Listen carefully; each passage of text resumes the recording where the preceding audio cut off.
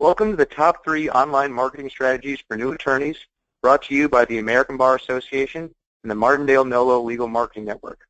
My name is Mark Nichols. I'm an associate with Stearns, Roberts & Kutentag in Deerfield Beach, Florida, and I'm proud to represent the ABA Young Lawyers Division on this call and be your moderator for this program. With more than 400 members, the American Bar Association is one of the largest voluntary professional membership organizations in the world. The ABA is dedicated to providing members with resources that help them become better legal professionals and to advocating for the rule of law both domestically and abroad. The Martindale-Hubbell Legal Marketing Network helps attorneys grow their practice through real-time lead generation, online legal profiles, and custom website services. And as the largest legal marketing network, they connect more consumers with attorneys than anyone else.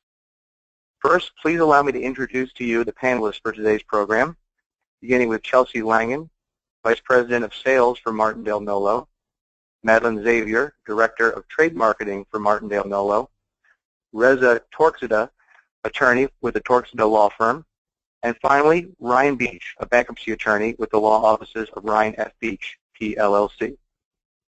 During this session, the panelists will share top online marketing strategies, provide an overview of lead generation, give tips for creating and evaluating an advertising campaign, going over specific case studies, and answering your questions. Before we start today's program, I need to give you some housekeeping information for your benefit. First, this program is being recorded. Link to the recording and the PowerPoint slides will be emailed to all registrants and posted online immediately afterward. Second, as a reminder, the audience has joined this webinar in listen-only mode. You will have the opportunity to submit questions to today's faculty by typing your questions into the questions pane of the control panel. You may send in your questions at any time during the presentation.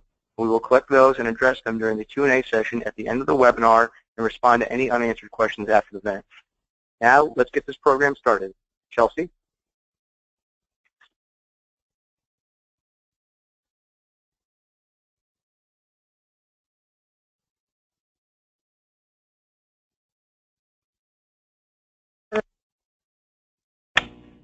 Thanks, Mark. Hello, everybody. My name is Chelsea Langen, and I'm the Vice President of Sales for Martindale-Hubbell. Today it's virtually impossible to grow your law firm organically, referrals or word of mouth, so a law firm must participate in online marketing.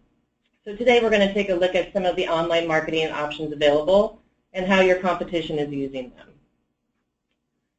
All right, let's start with an overview of what the legal marketing universe looks like and what it means for you.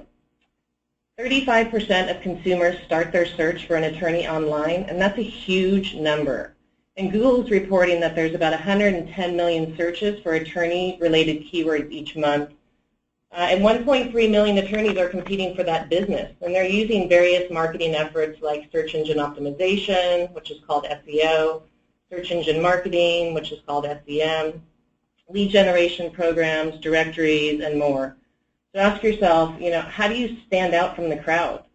Well, thankfully, unlike the days when you only had print advertising, like the phone book and referrals to rely on, you now have many ways to connect with consumers online and businesses looking for legal services.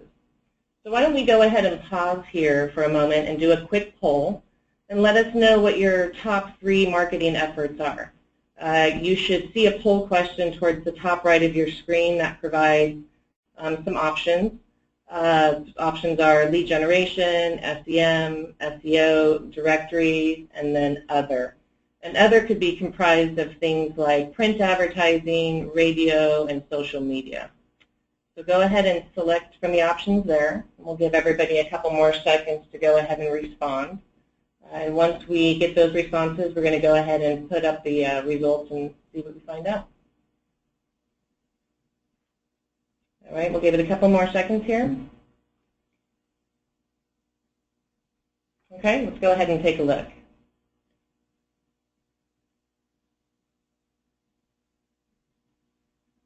Okay, pretty interesting. Let's take a look and see kind of how these compare against our latest State of Online Marketing survey results. That really details the best performing online marketing initiatives from the attorneys we've surveyed. And while our survey data isn't complete yet, we haven't finally closed the survey, I'm going to give you a sneak peek of what our results are so far. So let me start by saying that our 2014 results did not break out lead generation and directories separately. So for today's purposes, I'm just going to combine those into two data points like they were in the 2014 results. And it's interesting to see here that the top two results continue to be lead generation and SEO. And what's even more interesting is that lead generation and directories actually grew from 43.2 to 51.1%. And finally, the biggest drop year over year is SEM going from 13.6% down to 1%. Now, I need to put a qualifier on that statement. Again, the survey isn't closed, and I have some theories on kind of why this has dropped so much, and a lot of it comes down to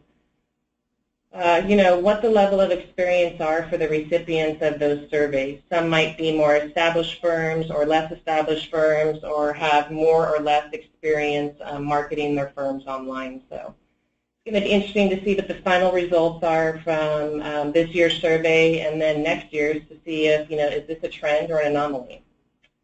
And for this webinar, we're going to go ahead and focus on SEO, SEM, and lead generation, which are the top results. All right, so where do you start? And, what are the golden rules for marketing your law firm? One, unlike any portfolio, whether it be your 401k or marketing, you should really diversify your marketing spend. And two, you need to make sure that you have a mobile, responsive, and professional-looking website that has a clear call to action and lead forms for the consumers to easily connect with you. Your website performance can impact your organic search results. So having a modern website can make a difference. And think of it this way.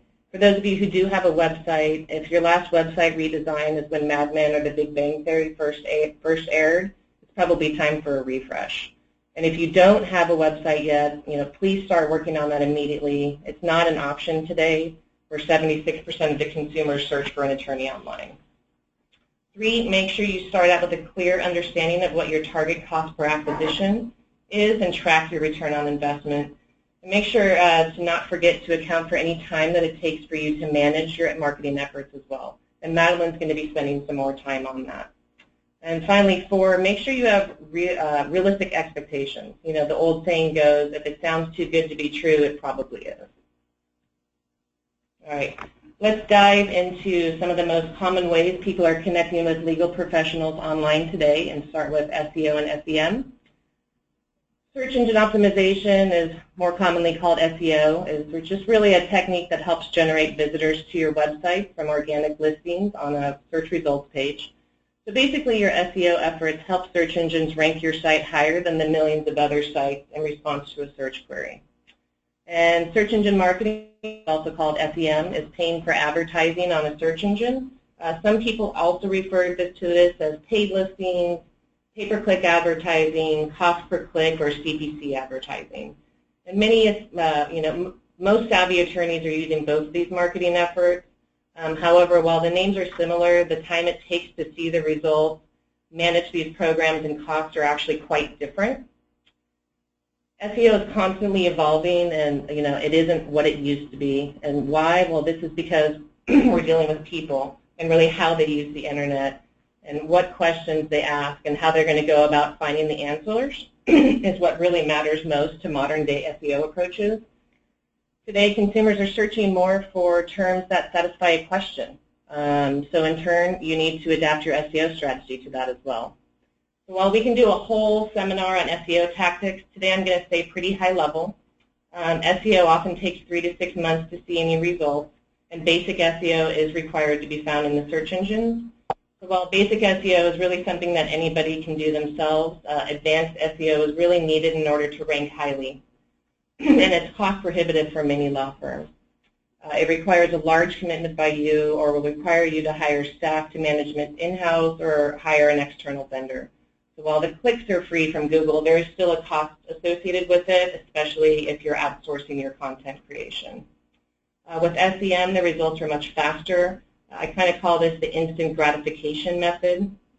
To create an SEM campaign, all you really need to do is select some keywords, write some ad copy, enter the cost per click that you're willing to pay and set a budget, and your ads will start appearing. So It sounds really simple, but I'm grossly oversimplifying this.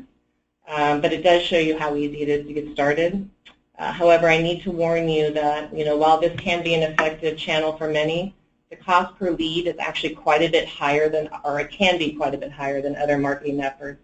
Because you're paying for some time, you're paying each time somebody clicks on your ad, not necessarily that they're going to pick up the phone and call you. Okay, so let me just finalize this slide by talking about, there's a lot of acronyms in online marketing, so I'd like to sum it up by giving you a quick way to remember the difference between SEO and SEM. And really think about it this way, the O in SEO is for organic because you show up in the organic result, and the M in SEM is really for money because you're paying per click. Let's take a look at the anatomy of a Google results page, which Google recently changed, and it represents both SEO and SEM marketing strategies. It used to be that Google reserved the top 3 positions and the 8 down the right side of the page, which was called the right rail, for paid listings through their AdWords program. And that really gave you 11 opportunities to advertise your services with Google. And in February, they rolled out a very significant change to the search engine results page, which are also called SERPs. It's just another acronym we like to use in online marketing. And it capped the number of listings down to 7. So that means that anybody who was previously showing up in positions 8 through 11 were essentially evicted from the page. So Google now also splits the paid results and displays up to 4 ads above the organic listings, and the remaining 3, which we can see here in the number 1 section, towards the bottom of the organic listings.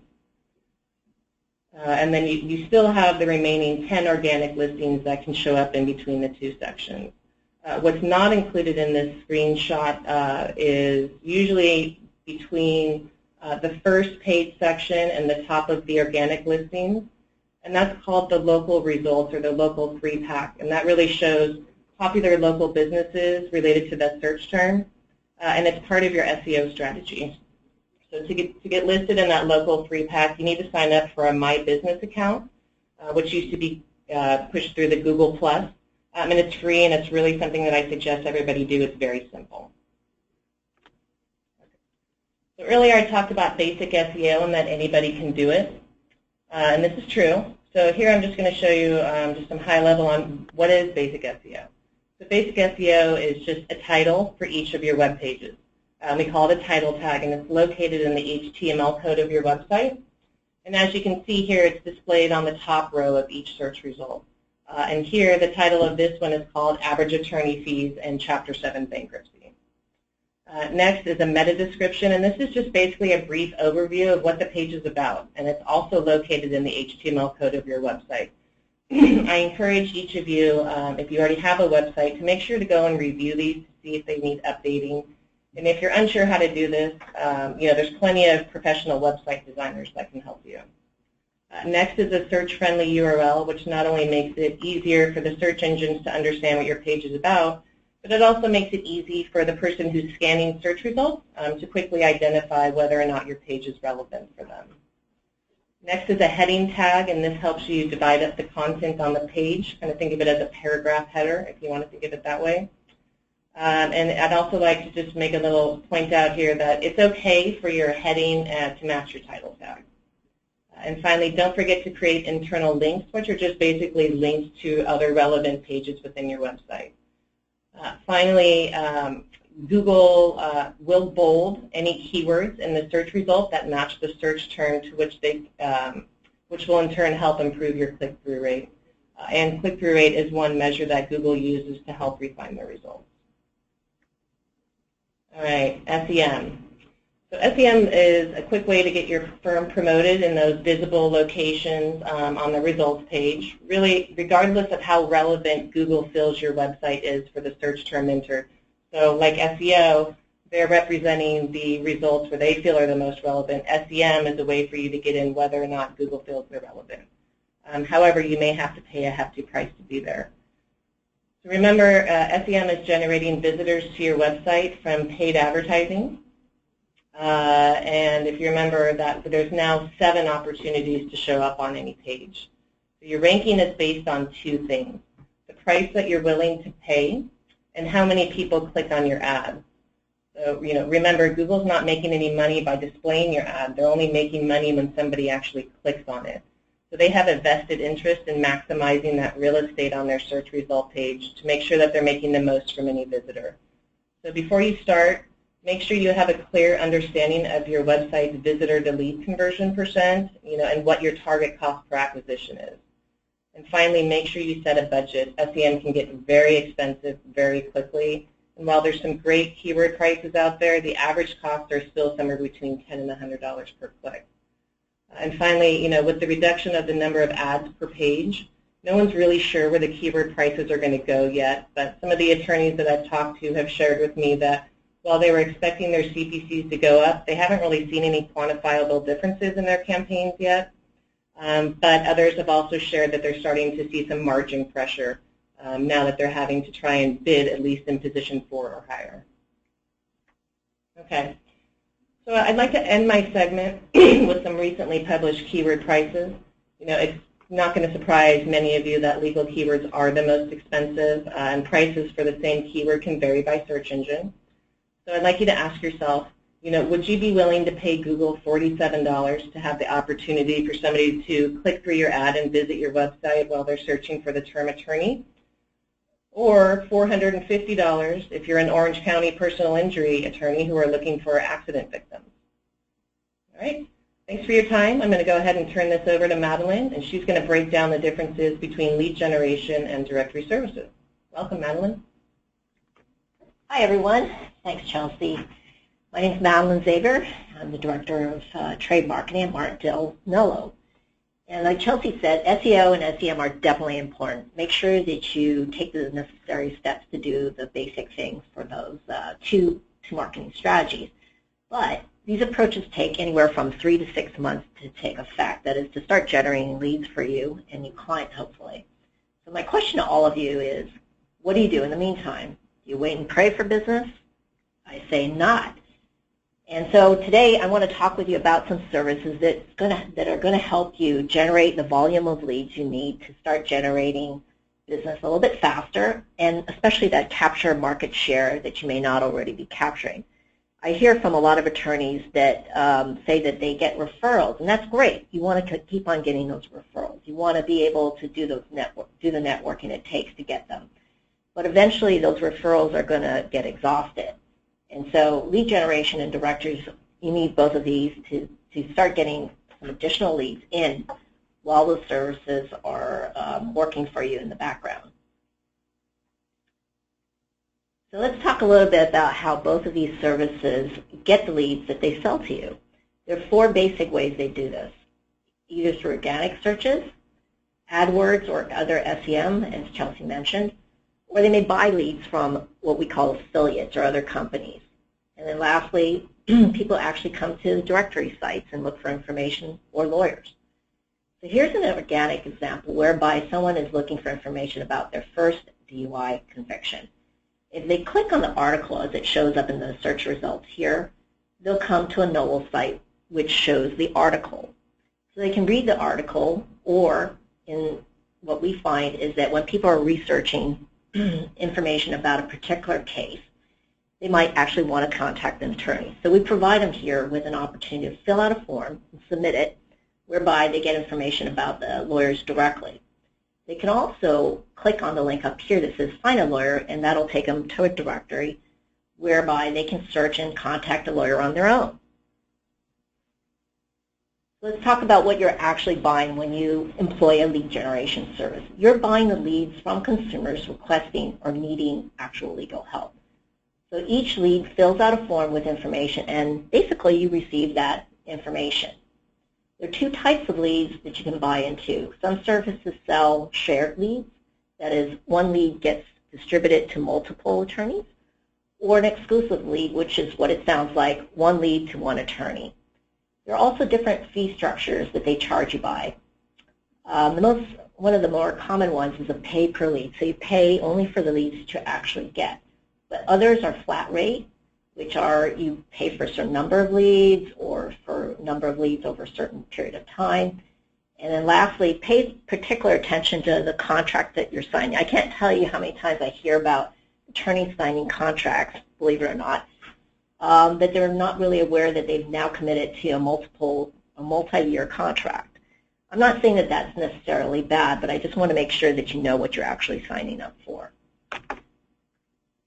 So in summary, a lead generation service works in this way. Somebody fills out a form, they submit it, and you get that information, either in the form as it shows here of an email, but some services provide you with text information, and then yet others provide you with, they call you directly. It's kind of a hot transfer. So again, find out from the service how you're actually going to receive that lead. With directory listings, what you're actually buying is, and this will depend on the particular service that you've engaged with. Some services, as the one shown here, will actually offer sponsored listings. So these sponsored listings will show up at the top of the search results, in this case, DUI lawyers in zip code 94551. Under that are the standard directory listings. Some services give this to you for free. And then finally, you can even buy into ads, as shown here on the right side, right column. With directories, sometimes the directory listing, not always, but they can link to a profile. And there are basic profiles that are provided, but all profiles offer you an opportunity to provide some additional information about yourself, some copy about your particular practice. It might show videos. Each service is really different. So find out what you can actually include in your profile. And in this case here, they might offer premium features like enabling a consumer looking on their mobile phone to contact you directly. So directory services work just a little bit differently than a lead generation service in that the consumer has more control over what they are searching for. They can go to a directory listing, as shown here for DUI lawyers, and search through any number of pages that they want. The control is really over them in terms of which lawyer they choose. So in this case, if you're Andrew Alexander Dosa and they've selected your listing, they can click on it, contact you directly by email, but they also can choose to go to your website instead. If they go to your website, the onus is on you then to convert them, to get them to actually submit the form and to ask to get you to call them. So in this case, if they go to your website, the quality of your website and the forms that you have on your website are very important.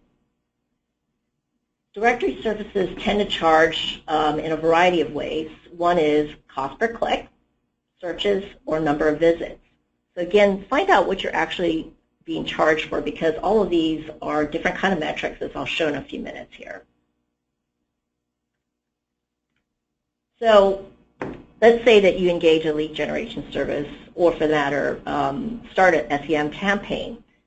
It doesn't really matter. What does matter is how you, the fact that you need to generate a certain level of leads to equal the amount of revenue that you want to generate. What else is important are two metrics that I'm going to talk about more, are the cost per lead and the cost per acquisition. Not all leads, as I mentioned, will actually convert into a new client. So there are what we call conversion factors in marketing. And as you see in the chart to the right here, even if you get a visitor to your website, not all of them are going to actually submit the form. Maybe 7% might, as shown here. Of the ones who actually submit the form even, not all of them are qualified. So then you have to take 36% of those, and of the ones that actually convert into an opportunity, somebody that might actually turn, has a higher probability of becoming a client, 27% of them may actually only become your client, and that's a pretty high amount. These are just metrics to consider. What actually turns out to be your metrics is going to depend on your particular firm and a lot of other things that we'll go through. But bottom line is know what you're paying for, understand whether you're being charged for searches, clicks, or fills. And then lastly, track and record your campaign. I'm sure both Reza and Ryan are going to talk a little bit more about this.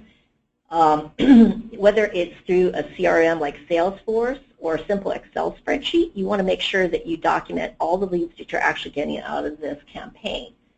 see how much you're actually paying, track it against the leads that you're actually getting, and more importantly, the actual clients that you get and how much money you're receiving. This is all going to tell you whether this ad campaign is going to be worth it. Things that contribute to the conversion factors are the quality of the lead sources, either in terms of where you're getting the leads that come to your site, or the leads that are being provided to you from a lead generation service or directory. And then lastly, the quality of the lead form. So we talked about the lead form that was on the NOLO site. Make sure you know what information is being provided to you in that form. Each of the forms that each service uses is very different. And then this chart is just really to show that of the site visitors to a particular site, either your site or the lead generation service's site or the directory, most of those will not convert into a lead or a client.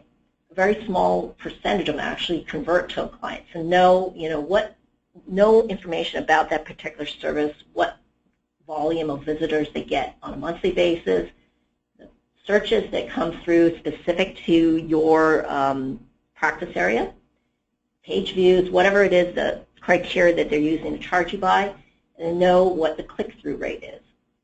So here's an example of how these metrics play out. So we provided you with three examples here. One is Service A, which is the pricing is based on views. Service B, pay per click, and Service C, pay per lead. So at face value, I would rather pay $2,200 a month versus $5,000. It sounds cheaper, but what we want to focus on are the results. There's no point in paying less when you don't get anything out of it. So if we take a closer look at Service A, 1,000 views, you're getting 1,000 views for $2,200 per month. And that, what you have to do with that is break that down into an estimate of what, of those views, how many people are actually going to click through. Let's say 10% click through, that's 100 clicks. 7% may convert, which results in 7 leads that you actually get. Those are people that fill out the form and say that they want to contact you. Of that, 2 might end up actually being qualified, people who will be potential clients. And of that, you end up with 1 client. So on the bottom line here, you can see that you're actually paying $2,200 per new client, which is what we call the cost per acquisition. So that's pretty high, especially when you compare it to, say, Service C, where you're getting charged $5,000 per month, but you're actually getting charged for a lead. That is somebody who's already filled out the form and asked to speak with you. If we break that down, the bottom line on that is that you're now only paying $357 per lead, or I'm sorry, per acquired client, and that's a lot cheaper than that $2,200, or for that matter, Service B, which may be a search engine marketing campaign. So pay attention to how the metrics work out. Each of these metrics might work out differently for your particular business, and make sure that you're getting what you actually pay for. With that, I'm going to hand you over to Reza now. Reza? Thanks, Madeline. That was all really great stuff. I first want to thank the ABA and the sponsors today for inviting me to speak on what I consider the most important area of any law practice, and that's generating business. When we all went to law school, we never really thought that if we are going to open our own practice, that we'd be spending more of our time trying to figure out how to get the clients in the door.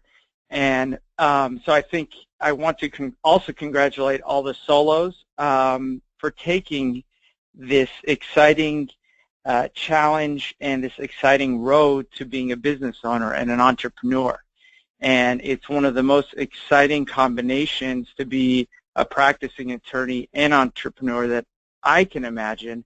So I'm really excited for everybody that's here today. And it certainly shows a dedication and commitment to your willingness to learn and certainly take some advice and take the small step towards increasing your caseload.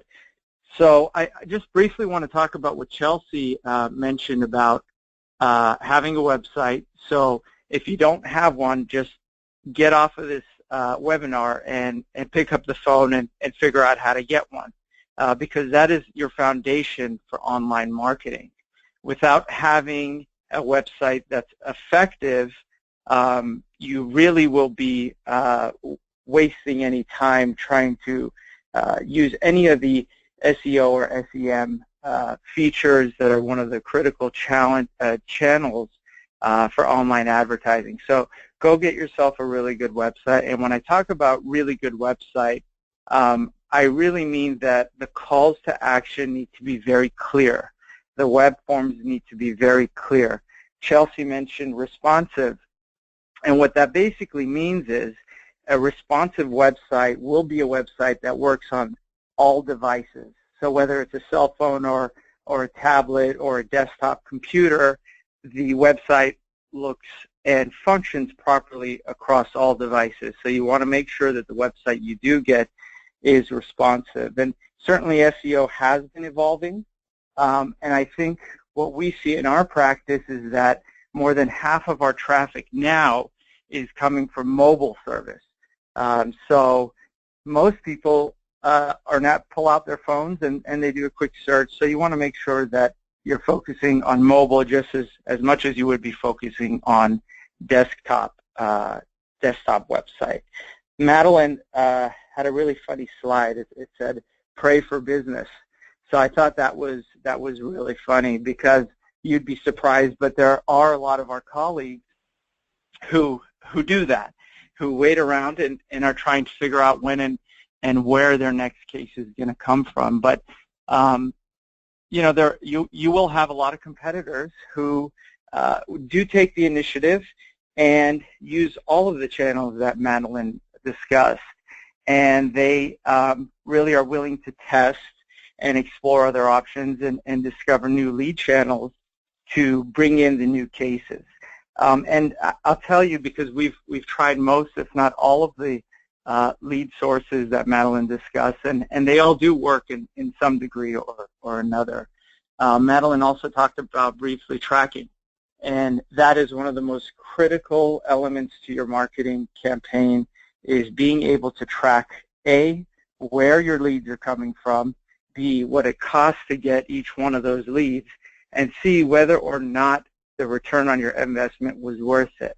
You might have a lead channel that is producing 100 leads, but if those are leads that are either non-paying clients or those are leads that are just not generating the income for you, well, then you need to reevaluate it. But the first step is being able to track that. So as the leads are coming in, you need to set up a process where you're tracking where they're coming in, and you can look back. We do it weekly here at our office, but you want to make sure that you are looking at the analytics on that. So having said that, I had a mentor when I first started, and he told me that the most important part of a case is getting one. And it rings still true today. And, you know, without being able to get the business, we can't practice law. We can't do what we went to law school to do and what most of us are passionate about. So even though it's really important to be an excellent lawyer and to be able to advocate for your clients, the most important part of that is being able to get one. And the next thing that someone told me that I thought was really great is they said that your most important case will be your next one, which plays a part in our marketing program, where, you know, we here at the firm are continuing to push our marketing program to make sure that the case flow is coming in and that we're able to effectively allow our lawyers to do what they want to do best. What I'll tell you is this: until you have an intake process, until you have figured that out, I wouldn't spend any money on marketing. I wouldn't buy any leads. I wouldn't spend any money on search engine optimization or marketing or any other channel. And I say that because if you're a solo, it's going to be very difficult for you by yourself to properly manage your intake.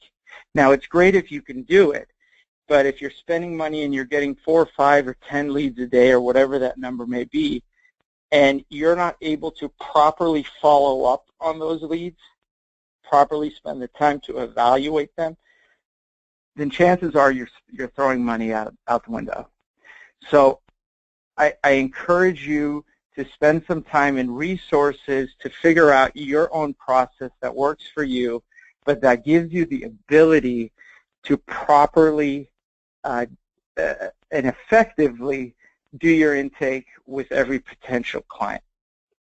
If we can go to the next slide, please. Okay, I guess we're already there. Again, I think your intake process is probably the most important part of your marketing strategy. It's not enough to be a great lawyer. That's absolutely true. You could be the greatest lawyer that ever existed, but without cases, again, you can't do the things that you love doing. Certainly, you need to market across multiple channels, and it's not enough to just do one of the many different options that are out there, but you want to make sure that you have a consistent flow of not only leads, but you want to make sure that consistent flow is of cases that you actually want to work on and cases that your firm wants. You can get all the leads in the world. If they're not the right type of leads, then they're useless. Again, you want to nurture the leads. We happen to be in an extremely competitive market. When the lead does come in, so we will call the lead, call the potential client, send them an email, we send text messages, and we will follow up until we get that individual on the phone. And our market is so competitive that if we don't do those things, most likely we're going to lose the prospect. We have an email drip campaign that will automatically email the potential client over a course of several weeks. And so by the time you do get them on the phone or are able to get a hold of them, they've learned about the firm. They know about who you are. There's a connection there. Again, I'll just finish with, don't try to do it by yourself. It certainly is a team effort. We learned that the hard way, and make sure that you're able to track all of the leads and track your results. That's the only way you know where you need to make changes, where you should invest more time and resources, and where you need to maybe move on. So with that, I am going to ask Ryan to take over. Thanks, Reza. Can everyone hear me? Well, I'm a bankruptcy attorney here in Michigan. I started with a medium-sized firm, then went out on my own about 1.5 years ago. And I have to say, it's been very exciting. Harrowing, but very exciting. And I think really the first 6 months is the toughest time. Because like Madeline's slide, you're sitting there and you're praying for new business. I think every new attorney or new firm has had that experience. Things are slow. Now, when I first started, I didn't have a lot of capital or a lot of money to throw into advertising. So what I did was I started with Craigslist or did direct mailings, and I had a very limited AdWords budget. So I put the emphasis on free or virtually free advertising methods. Because what I had was time. I had lots and lots of time. So, I had to get those first clients in, start building up the book of business, maybe start working on getting my name out there, getting referrals in, and then build up my budget for advertising and throw it in things like AdWords, Bing, Nolo. In my experience, AdWords, Bing, other pay-per-clicks, they're very expensive. I think they're very worthwhile. But again, when people are starting out their practice, most people, they just don't have the budget where they can throw it into something like that. At least not to the extent where you can put enough money in there where the ads are paying for themselves, where you start to make that profit. Again, I had the time, and I was there, I was blogging, I was trying to build up my SEO, that organic search engine optimization, and I did hit a point where I was frustrated. The calls weren't coming in, in a big enough volume for me. So I did reach out to an attorney friend. He recommended Nolo to me. I tried it out, and I started receiving about 15 to 20 leads per month. And again, because I had that time, I jumped on those leads immediately. And like Reza said, when you're in a competitive market, you got to jump on the leads. When someone calls, you got to be the first to call them, because first is often the winner. My strategy was always call the person. If you get a hold of them, great. Send a follow-up email so they have your contact information. Maybe they have a link to your website. I also like to include links to reviews that I have out there. If you don't get a hold of them, leave that voicemail. Send them an email. I like to send them times that I have available for free consultations. And if I don't get a hold of somebody by phone, if I don't get a hold of somebody by email, I follow up, and I follow up, and I follow up.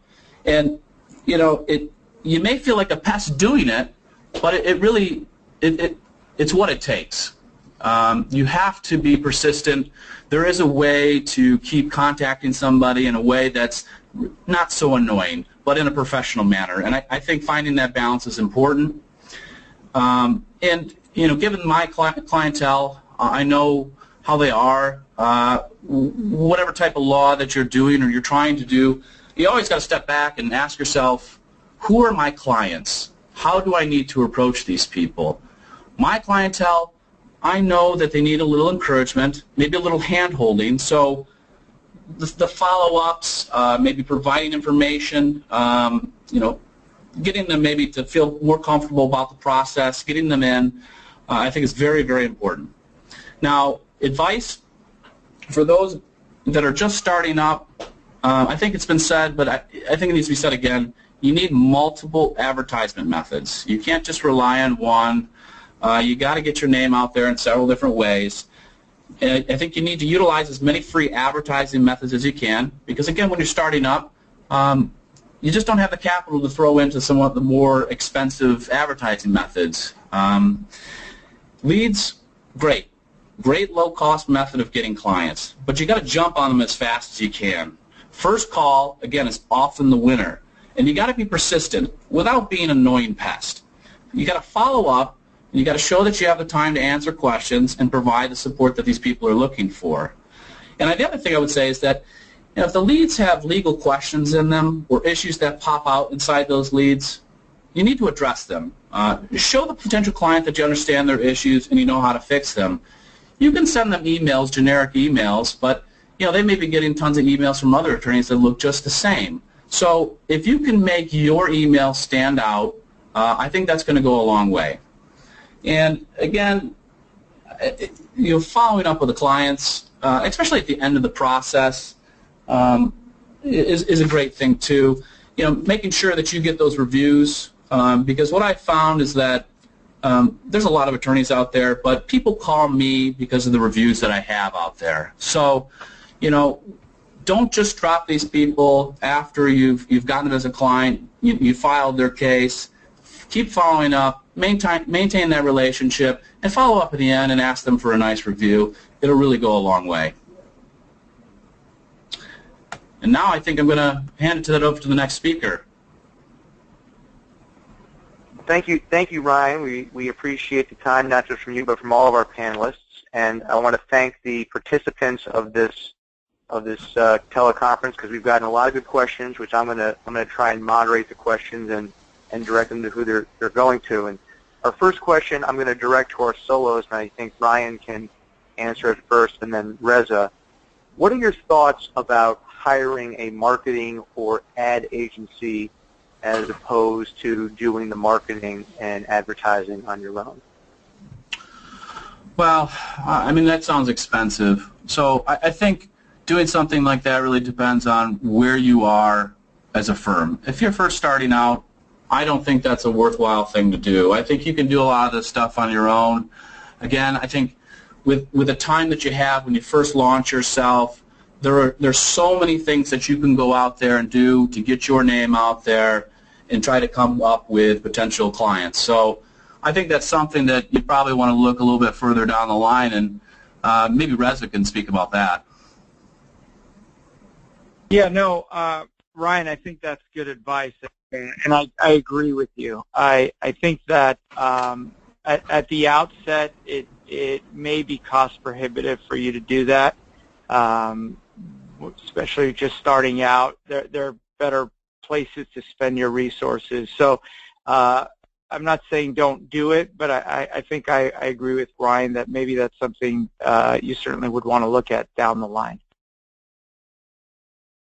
Okay, and the next question is for Chelsea. Chelsea, at the very beginning of the presentation, you had discussed a variety of ways to connect with potential clients, SEO, SEM, lead generation. Could you approximate how much time or money a young solo attorney should devote to each of those? Is there sort of an ideal use of resources to maximize your return on investment? That's a great question. It's a little bit of a loaded question because it's going to vary by attorney, but my suggestion would be just to set aside what is your marketing budget each month, right? And once you have that number in mind, then you need to turn around and split it between each of the marketing methods that you are going to apply it against. So one, there's free services. You should definitely go out and utilize all of those available. And let's say you're going to let's say you have a $1,000 monthly budget. You might allocate 30% of that to lead generation, or maybe, and then 30% to, some sort of SEM, and then 30% towards content creation in your SEO efforts, or 33%. Sorry, that's not exactly equaling 100, but you get the idea. So it's really going to vary, and you also have to think about, do you have time to manage this? So one of the things that was mentioned is making sure that you have your intake set up correctly before you start these marketing services, because if you start to utilize them and you're starting to get the leads in, you've got to make sure that you're able to follow up with them appropriately.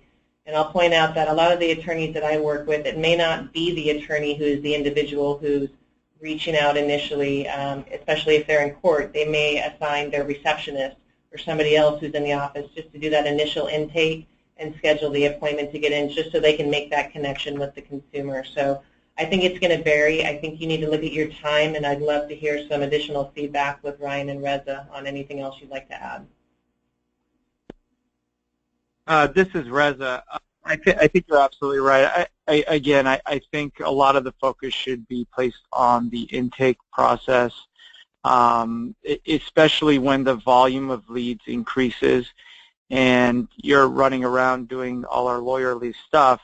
You want to make sure that you have a way to make sure, and I call it nurturing the leads. You want to make sure that your office is repeatedly following up, and you're taking the steps necessary to get the case.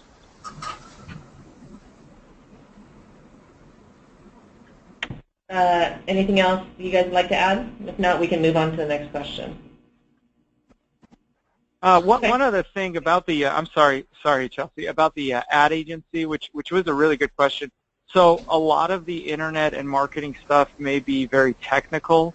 A lot of us don't know the first thing about SEO or don't know the acronyms. So rather than go overkill with a ad agency, there are smaller outfits or local folks that you could reach out to that might be worth the investment to bring them on to sort of help you at least get started and show you the ropes. So I think that might be also a more economic option than doing an ad agency.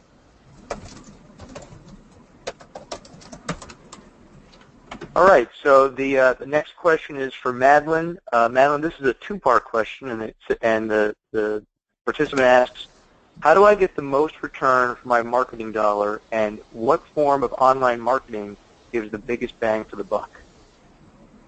Okay, so that's a great question. I think it's that's going to differ for every law firm or solo as well. I think the trick there is to try a variety of things.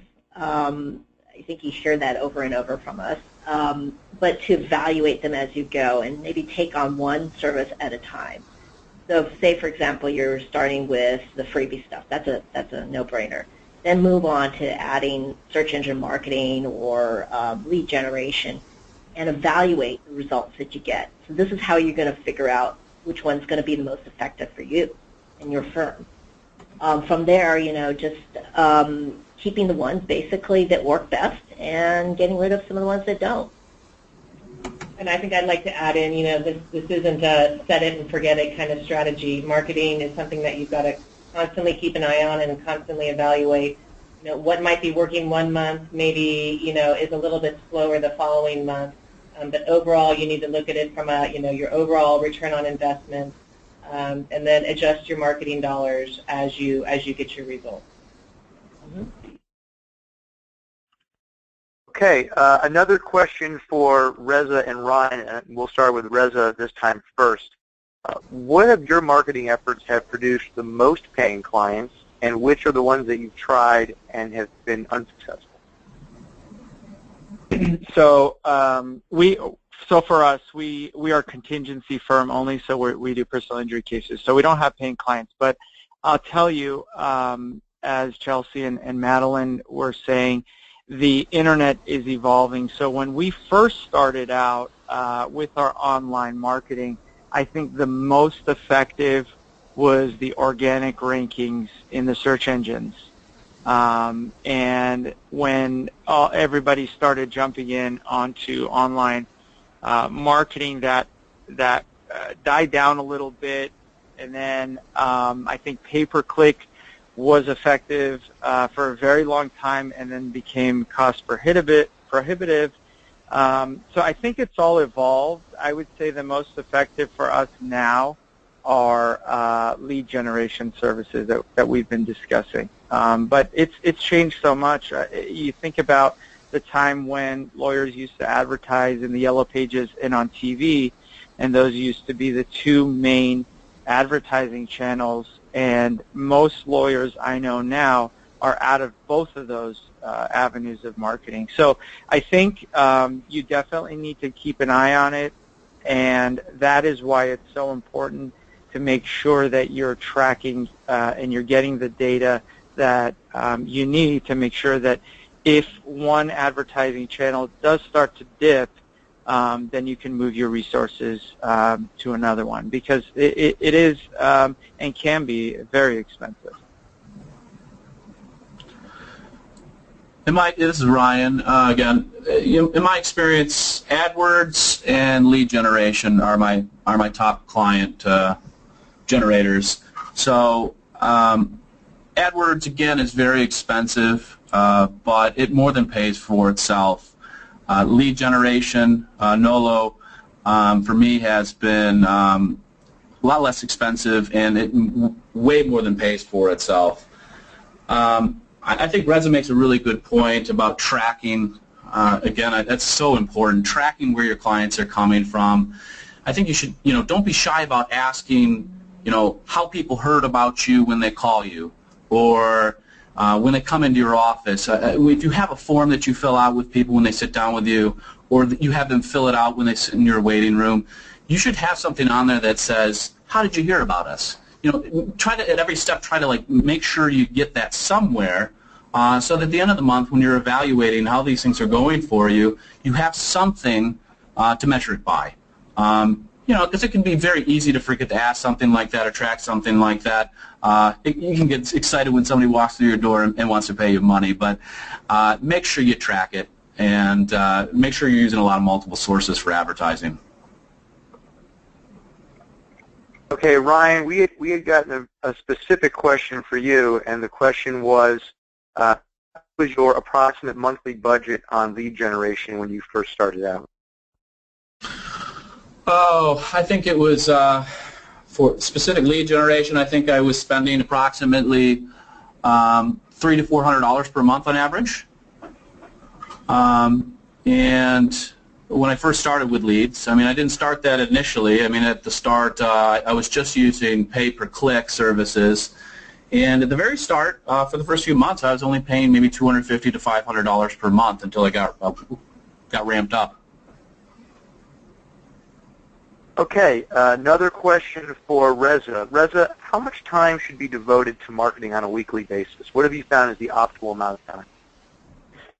Well, for us now, we have a full-time marketing in-house team. And when I first started, I think half of my time during the week, maybe more, was spent on marketing as a solo. So, you know, I didn't have enough cases. There weren't any clients or cases to work on. So I would say work on marketing as much as you possibly can to make the phones ring, and then eventually, you know, try and increase that and ramp up. And, you know, we've got a full-time in-house team now. Okay, and we've got time for one more question, and this one is for Ryan, because you've spoken about budget already. Ryan, is online marketing affordable for a startup with a limited budget? Yeah, I think it can be. You just have to be very careful. A lot of the pay-per-click services allow you to set that budget, and you can set it for what you want to spend. But at the same time, you may have to get out of your comfort zone every once in a while, because if you set that budget and it's not giving you the results, sometimes you're going to have to exceed that budget to make things work. So yeah, it can be affordable. Be careful with what you're using out there. You know, explore all your different alternatives. You know, you look at AdWords, you look at Bing, you look at all the search engines and see what they're charging. But yeah, I think you can put together something very affordable. But when you first start out, everything's going to be very, very tight. But eventually, the money's going to start coming in if you're putting in the effort to get out there, and you'll be able to spend the money on the more expensive means of advertising, and you'll be getting that higher quality of clientele. Awesome. Well, thank you so very much to our panelists. We have reached the end of our time today. Before we end the presentation, we wanted to present our listeners with some additional resources. There's a slide there with the additional resources, and they will be included in the follow-up email and posted online. To our panelists, thank you so very much for sharing your expertise with us. And on behalf of the ABA and the Young Lawyers Division, I'm Mark Nichols, and I want to thank you all for joining us today for this webinar. Be sure to sign up for the upcoming June 9th webinar, grab website visitors so they stay, read, and convert. Finally, before leaving, wait for the evaluation to come up on your screen, and so you'll have an opportunity to evaluate those who spoke today. Thank you all so very much.